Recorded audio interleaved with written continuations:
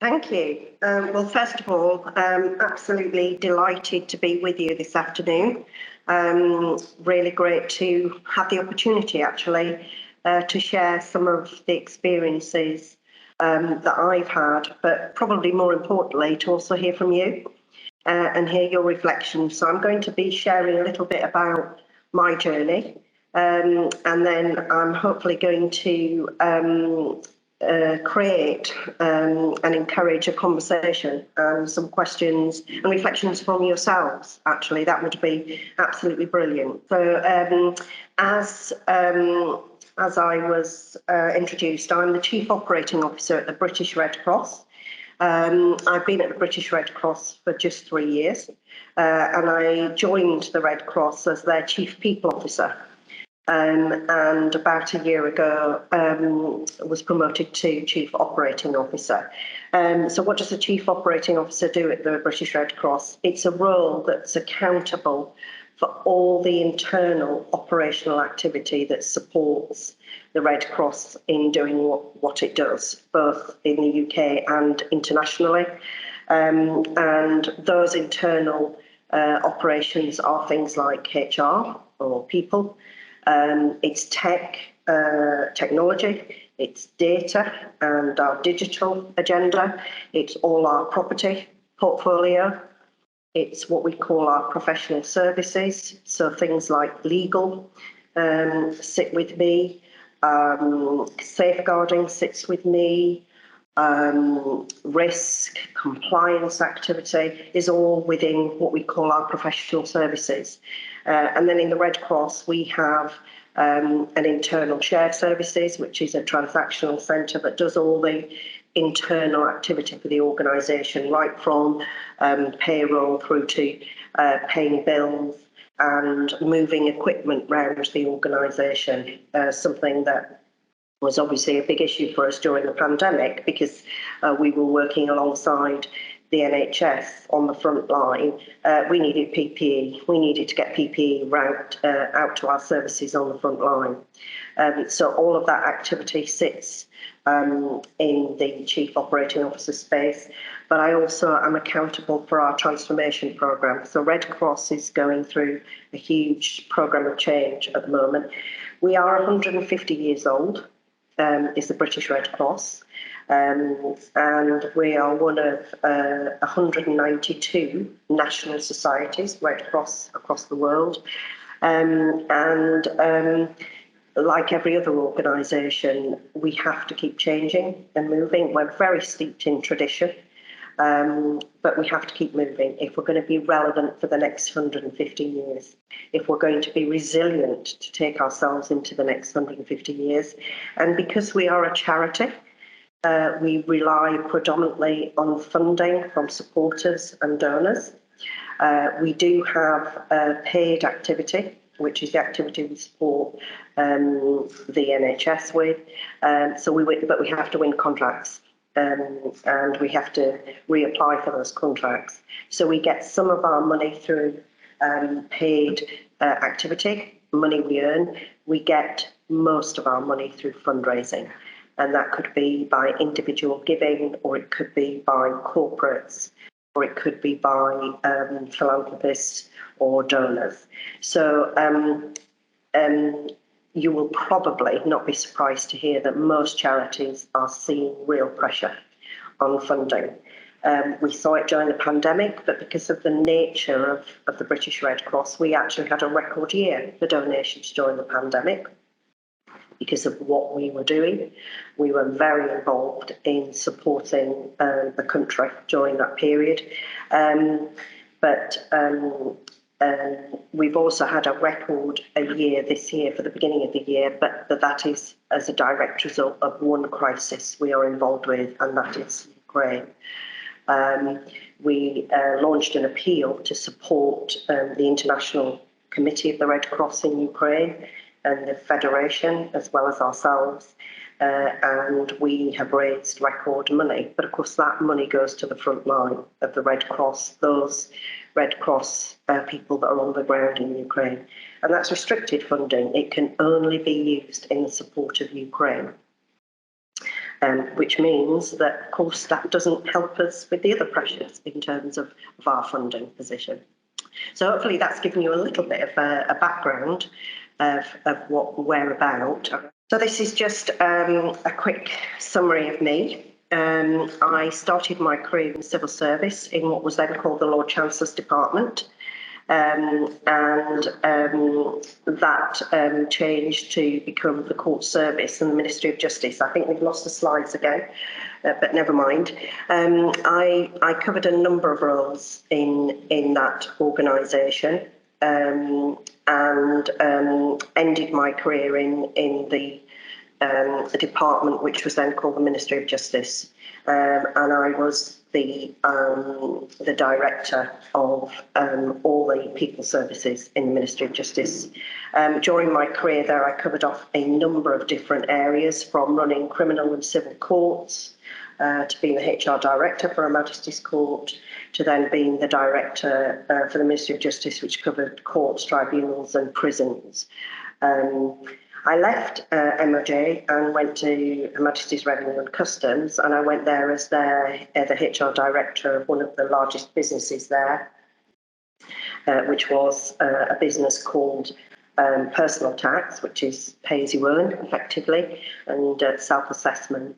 And then I moved back into my other profession, which was operational delivery, where I then actually ran the personal tax side of things in HMRC. And I moved from there to run the benefits side of things in HMRC.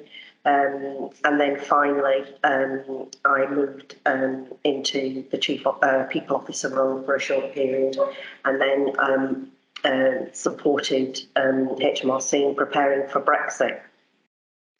And during that range of roles, I've moved from being the HR director for over 80,000 people to being the operational director of over 25,000 people with 50 million customers. And in benefits and credits in HMRC, I moved into an area which was where more of the vulnerable people that interacted with HMRC worked with us. So people who were on tax credits, that were on benefits, that were on child benefits. So a very different role compared to the collection of tax. And then, as I say, 3 years ago, moved to the British Red Cross to take up the role of the Chief People Officer there. So this is just a little bit more about BRC. The British Red Cross, as I mentioned, was 150 years old last year. The Red Cross was created, or was the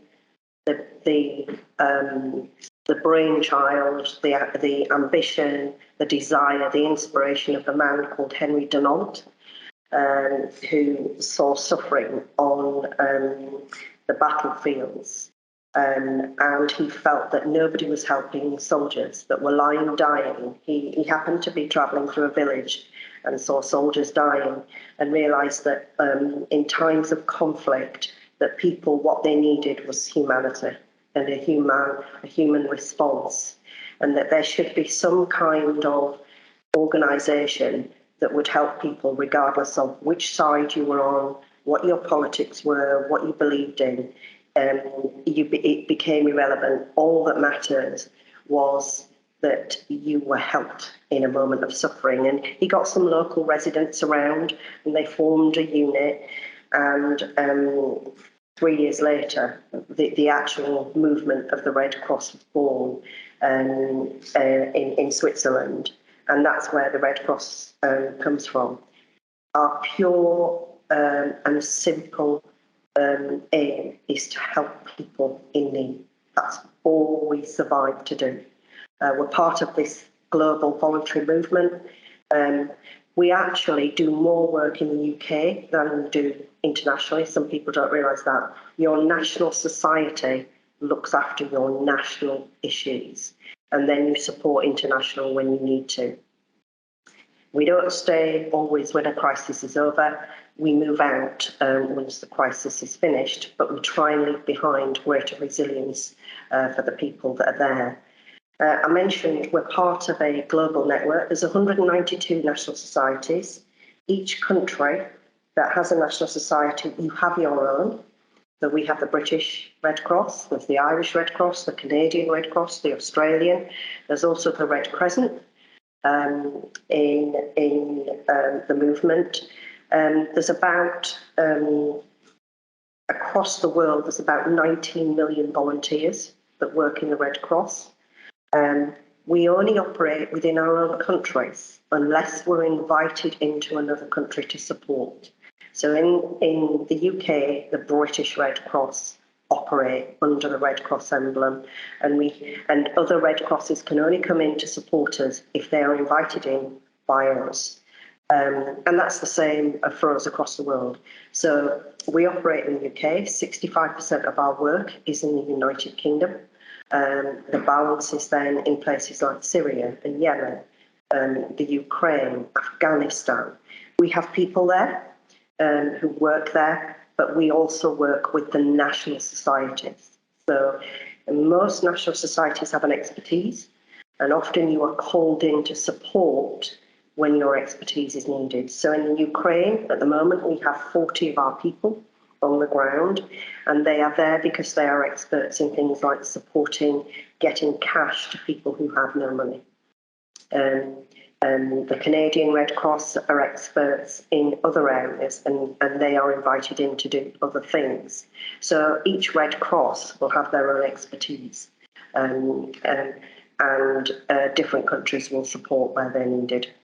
This is us. So there's 4,000 staff and 14,500 volunteers, which makes for an interesting challenge when you're running an organisation, because most of your workforce are volunteers, people who don't have to be there. They're there because they're volunteering, and they are there because they believe in what you're doing. And they're there for limited periods. Some might do 4 hours a week, some might do 1 day a week, some might do 3 days a week. But they are there according to the time that they can give you. The 4,000 paid staff are across the UK, and as I say, some of our delegates are in other countries too. Our leadership group is made up of 149 people, and we, in addition to regular volunteers, have a group of volunteers which are called reserve volunteers. There's 80,000 of them, and that's really quite a challenge when you've got a major crisis. They are there to help, but actually brigading them. So during the pandemic, those 80,000 people were ready to do what we needed them to do as part of the Red Cross movement.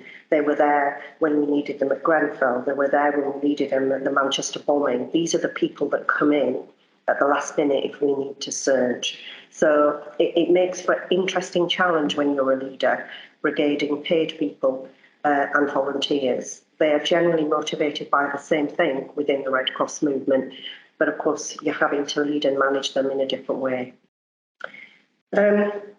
This is quite important when I get onto the leadership piece.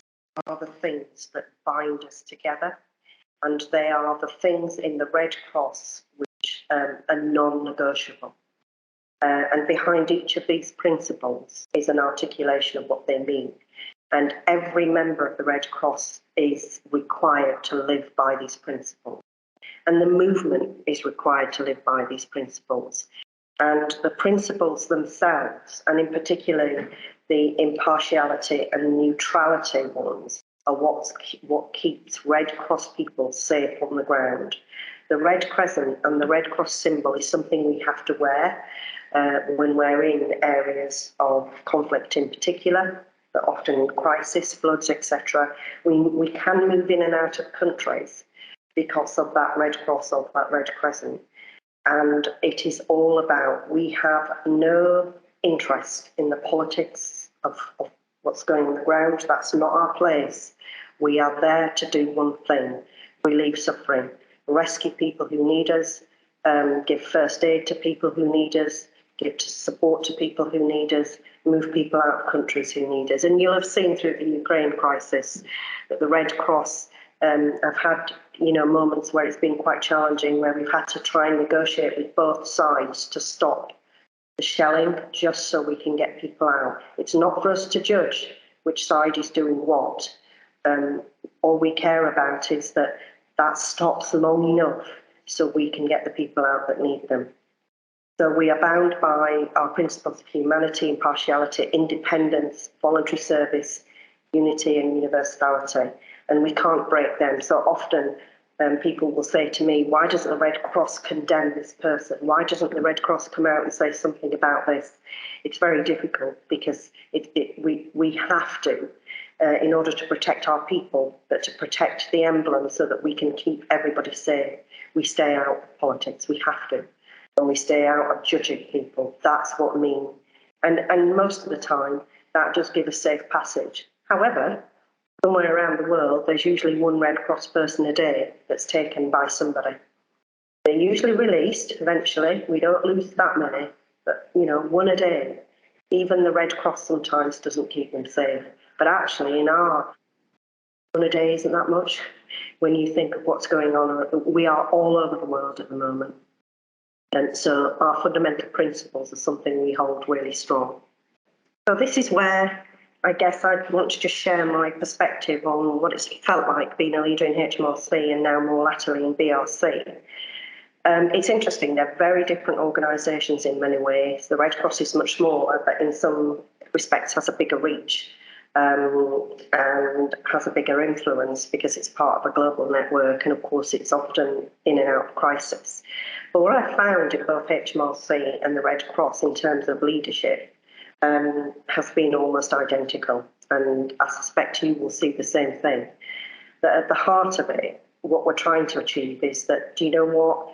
There's very charismatic leaders in organisations.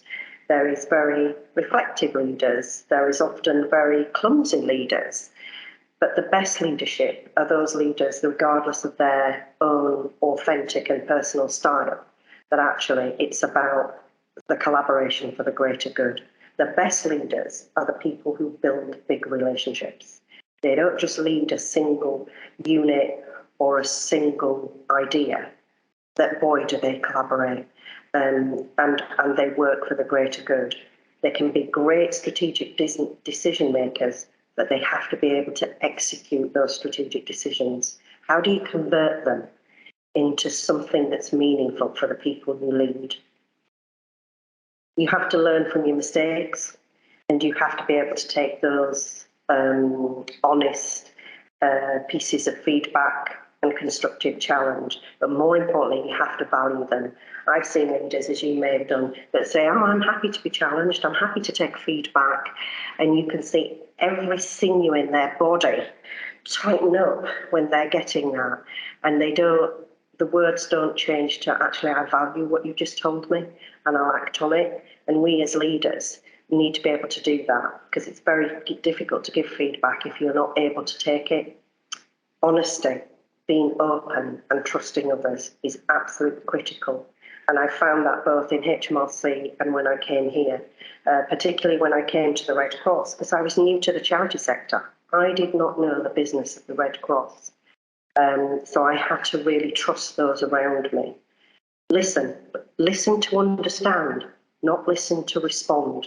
Again, how many times do we see leaders, or maybe we do it ourselves, we're listening to somebody, but we're just getting ready to shape our answer and our response, and how we might just actually challenge that argument back. We need to sit back and really listen to understand what people are saying to us and make sure people are heard. People say, oh, you've got a voice, you were in the room. Yeah, but was I heard? Deliver on promises, big and small. And celebrate success, but don't just celebrate your success, celebrate the success of others. So that's just, I suppose, a framing of the next bit I want to talk about, which is the elements of this session around my experiences of both being somebody who's failed and somebody that's succeeded in big leadership roles. So I guess I want to tell you first about setbacks. And I've had moments in my career, and I'll share one of them now, where I've had massive setbacks and I made mistakes. One of them was when I was at HMRC and I was running the biggest part of HMRC, personal tax side of things. And we had been set a challenge to implement a whole new system for the contact centre. The contact centre in HMRC is the biggest virtual contact centre in Europe. I'd been asked to put a new system in so that that could be upgraded. At the same time, I'd been asked to implement a new development programme for tax advisors, where 20,000 people had to go through retraining. We were moving to Windows 10 at the same time. And we were also, I had been asked to reduce my headcount by 37%. And I was given 6 months to do it. And me and my boss made a valiant effort to try and do all of those things. But 2 months into the programme, we started to lose performance and got way behind. You may have been trying to ring HMRC at the time, and we were minutes behind. And we got ourselves into a real mess. We lost performance. We were in trouble. We were way behind. There were millions of pieces of work piling up, and we kept going, and we kept taking our people through that change. And we got to a point where we had to stop. And some of the things we had to say we cannot deliver. And it got so serious. We were, on weekly reports to the permanent secretary, we had to go in and explain what we were doing. We did actually achieve what we needed to achieve, but it took us an extra 6 months. But the mistake we made, or I made, was it was impossible to do all of those things at once. And why did my can-do attitude cloud my judgment? It clouded my judgment because I knew what was needed to be done. I knew that I could do it, and I knew it was important to do it for the organisation. But I didn't ask the question of myself and my leaders whether we could really do this. So at the end of it, me and my boss decided we would walk in to our boss and hand in our notice and say this was down to us, and the performance we've lost is because we failed to do the right thing and we failed to make the right judgment. Funny enough, he sent us out with a flea in our ear. He said, "No, you're not. Partly because you've come and told me that you're owning the mistake, but partly because you know it was a mistake." And so it was funny because you always think those kind of mistakes are going to be the end of you, but they're not. Mistakes are not you. They are one part of what you do. They are not who you are. And after that, I got promoted again. But, I learned lessons from it, and I've learned lessons that I've taken into the British Red Cross. And it's interesting. The biggest learning I took from that was to shout louder. I was telling people we were struggling. I was telling people it was difficult, but I didn't shout loud enough. And why was that? Probably because of this pride and can-do attitude. But at the end of it, the people I hurt most in that was the people I led, the nearly 30,000 people that relied on me, because they were working their socks off. And I felt I'd really let them down. So I guess, one of the learnings from my setback was I should have acknowledged much sooner that we were not doing the right thing. I definitely should have gripped the issue earlier. But, I've learned from that. And in the Red Cross, during the pandemic, some of the same things were about to happen. We actually, during the pandemic, had to keep going, although we had to furlough over 1,000 of our staff. Many of our volunteers were over 70, so were shielding and could not work for us. We had to support the NHS with home from hospital. We were bringing home people from hospital. We were taking people to hospital. We were supporting people who could not have their loved ones with them, who were dying in our ambulances. This was something unprecedented, and we could see ourselves becoming overwhelmed. And I went back to that mistake I made at HMRC and said, we need to take a step back and look at what we're doing. We need to think about how we're doing this. And I drew on the support network. That was one of the big things I learned. And you have to say what's important for you. That thing about how you're judged with a mistake or with a learning from a mistake. because otherwise you will beat yourself up. So I definitely took that. And actually, we came through the pandemic stronger than ever in BRC. And we actually moved our people agenda on because of that ability to take a step back and know when we were either doing too much or doing too little. And I guess, so that, and am I still making mistakes? Well, the person who doesn't make a mistake isn't doing very much, but I'm not making the same mistakes. And I'm learning. And I guess that's one thing I would want you to reflect on, the mistakes that you made, have they made you stronger? Have they made you more insightful, or have they just scared you? I'll be honest with you. When I made that judgment call, that wrong judgment in HMRC, I was scared for a bit. Would anybody trust me to take on big things again? And I guess the reason that I was able to move from that was the things I've reflected in the slide. It's about acknowledging that you made a mistake. It's about showing that once you know that it's a mistake, it's grabbing it. And it's about learning from that and sharing that learning and showing a bit of vulnerability. People talk about leaders showing vulnerability. If we don't show vulnerability, then people who work for us will be scared to do that, and will be scared to say when they've made a mistake or when they've got something wrong. And then I just want to finish, I guess, with the successes. You do learn from your mistakes, and it's a bit like, when you get an end of year report and there's all these brilliant things about you, and there's one line that's either just something you could do better. What's the bit that you just focus on? It's that one line, and it can almost become disproportionate. And that's why I just wanted to reflect that, you are not your mistake. It's just one thing you did or one judgment. But you are generally your successes, because you will have a heck of a lot more successes than your mistakes. And so one of the reflections I've had is, don't ignore small or big successes. They are the things that make you high. And we tend to just move on from there. So please, when you are looking at things that make you a success, look at why you were. What was the outcome you were looking for and why it mattered?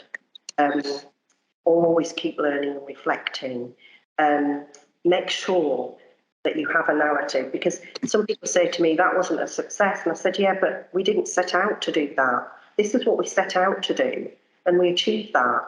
So create your narrative up front, because if you don't, you will see something that you don't quite reach as not being successful. Be clear on what you're there to do. Please, when somebody does something great, be specific. How many times do you get feedback? You're great, that was fantastic yesterday. Oh, you're an absolute star. Tell people, you were great yesterday because you spoke with such authenticity, or your clarity of thinking was brilliant, or actually you nailed the data on that. Tell somebody specifically, otherwise it becomes too generic. I could say that to everybody, still use that language. Celebrate and remember, tasks come and go, but behaviours and values stay for life. And that's one thing I found in the BRC. Every day I have to think about fundamental principles. Am I about to do something today which is not about impartiality? Am I about to do something which is not about universality? Remember, the values will always be there, even when tasks change. So thank you for listening. I want to open it up for any questions, either in the chat, or please feel free to throw questions with me out of the room. And the slides, I'm more than happy for these slides to be shared with the group. And I'm more than happy after this, if there are people that would like to know more about the Red Cross, or more about, how you can follow up on these things. I've always found I get so much out of meeting new people. So hopefully one or two of you might be able to do that. Thank you. It's me with the hand up. Thank you for showing your vulnerability. I think that is huge. That is huge, especially coming from a woman, because there is not many women in power or in high flying jobs, and we tend to think that we need to know everything, to be good, to not have any vulnerabilities, and particularly not sharing the vulnerabilities because it puts us in a wrong position. But what I wanted to ask you is, after making a mistake that can feel so catastrophic, how do you bounce back from that and continue? So thank you, and thank you, Tanya, and you're spot on about that. It is hard, isn't it? And when you're a woman around the table with very few women as well, it's even harder. So how do you bounce back? I think it was quite liberating to actually eventually speak out loud the words, "I think I got this wrong." And therefore you stop doing, the things that you're just churning away at. So it was about, I got it wrong, but I know how to put it right. So bouncing back was about having the permission to put it right. And what was great, that was my boss had confidence in me to put it right. They didn't, say, "Oh, you can't be trusted." So bouncing back was about, okay, so I can do this. And it was remembering my own message to myself. I am not my mistake. My mistake was something I did. It was a judgment call I got wrong. There is more to me than that. So I can do this. And it's getting the right people around you and saying, we can do this and we can correct it. And it's then having those little successes. So I would say it's reminding yourself a mistake is not who you are. It's getting the people around you to move forward. It is having confidence that you can correct things. And it's about, I suppose, the confidence of other people. That's what helped me bounce back. It's still, I still find it quite hard to tell people about that mistake because it was such a big one. But I owe it, I guess, to myself and others to say, you know what, you can make these things and you can still succeed. And I did. I went and succeeded, and boy, have I learned from it. I'll never do that again, Tanya. I'll never leave it that late, and I'll never be that quiet when I'm struggling. Brilliant. Thank you. Thank you very much for that. Was it Gemma? Hi, yes, sorry. Thank you so much for your time. I hope the question doesn't come across the wrong way, but yesterday we were challenged to consider how we would introduce making time for play ourselves as leaders to keep that life-work balance. So I was just curious, what do you do for play? Oh, no, I'm not taking it the wrong way. It's brilliant. Well, probably like many of people on this call, I have a family, I have 2 daughters and a supportive husband. I love spending time with them. Although they live in London, I live in Yorkshire, although I'm in London today because I'm at a BRC office, and I will see them later. So spending time with my kids. I'm one of 6, so I'm pretty close to my siblings. So there's quite a lot of socialising goes on. So the lockdown was quite difficult for me because I'm from, my parents are Irish. So, we put Irish together with 6 people to party. So I do love to do that. I love music. So being able to go to concerts I missed. So I do play and I love people. So being with people is something that really inspires me and I feed off. So and that's why I'm being quite selfish, if I'm honest. Just being able to be involved in something like this, I will go away and take your questions and your learning and any connection I make as just another bit of nourishment, to be honest. Thank you very much, Diolch. Dorothy, can I just take a moment to ask you about how do you react when other people make mistakes that are reporting to you and actually maybe make your life more difficult because they've made that mistake? Is that not harder to forgive them than it is to forgive yourself? It can be tempting to say it is harder to not forgive them, but actually, you've got to assume good intent. Nobody comes to work to do a bad job, and nobody comes to work to make mistakes, and that's particularly critical here at BRC. That old saying, it's not life and death. Often in BRC, it is. because of the nature of the work we do. We're a crisis response organisation. We work in war zones. We work with vulnerable people in the UK and very ill people much of the time.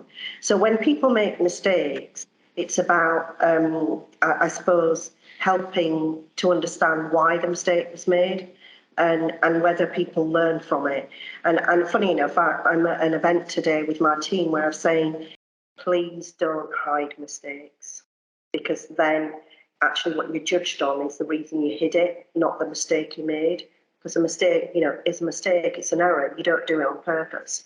So when people tell me they've got something wrong, I usually are pretty good at saying, well, okay, so let's see what went wrong. I find it more difficult if people don't tell me.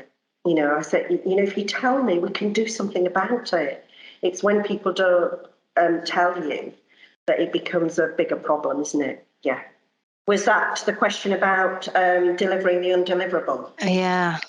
That's a brilliant question, because if I'm honest, that was at the heart of this. And I think that's where the organisation ultimately did, say to me and my boss, do you know what? Nobody could have done this. So why did we place you in that position? And again, that's one of my big learnings. And that's what I mean about having a louder voice. I should have been more confident when I thought, crikey, they're asking me to do all of this and take 30%, 37% out of my headcount. I don't think this is possible. But sometimes you get caught up in, we need this to happen, and therefore you need to make it happen. So I guess another learning is you really have to be truthful and honest if you feel something's not deliverable, but do it in a way which is backed up by data. Don't just say, I don't think I can do this, or it's not possible to do this. It's about saying, actually, I've looked at this. It's not that I'm a blocker. I've looked at this, it will take this time, it will take this resource, it will have this impact, and it will have this risk in it. And I'm not sure that, we can cover all of that risk. And often that lands really well then. People can see you're coming from a position of understanding and insight, rather than, I don't think we can do this. It's not possible. I've put in the chat, really. It's around the when you're at HMRC and you agreed to deliver all of those promises or things. Were your staff ratings concerned at that time? They were, but I guess some of them were in the same position as me. They were raising concerns, but at the same time saying, but I think we can do this. We've done it before, and we'd achieved and I think that's part of the reason we'd achieved the impossible the year before. We'd had the most successful self-assessment peak period, which we'd never succeeded as well in before in HMRC, and a tax credit renewal period, which are the two most heavy demands on HMRC's time in a year. Most of the tax comes in January on self-assessment. People leave it till the last day, and it's really hard to land that. But we'd landed it. So there was a bit of, the team and the people at the front line, we'd got so sure that we could do things. So they were raising concerns. But I guess it goes back to, were we hearing them all? Were we hearing all of them? And were we all shouting loud enough? And that was another learning. Stay close to your frontline people, because they'll know when it's squeaking too much.